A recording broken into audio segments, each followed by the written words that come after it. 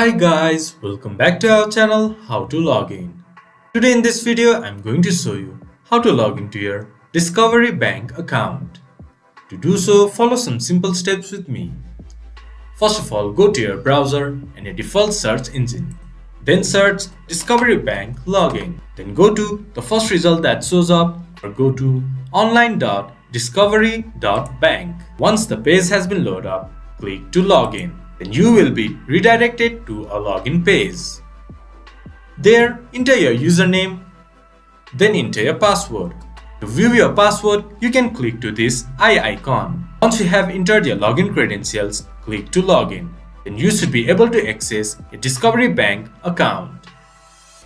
If you have forgot your username, you can get help by clicking to Forgot Username. And if you have forgot your password, you can get help by clicking to Forgot Your Password. This much for today's video. If you guys find our video helpful, please leave a like and comment. And do not forget to subscribe our channel and hit the bell icon. I'll see you guys again in our next video. Thank you for watching.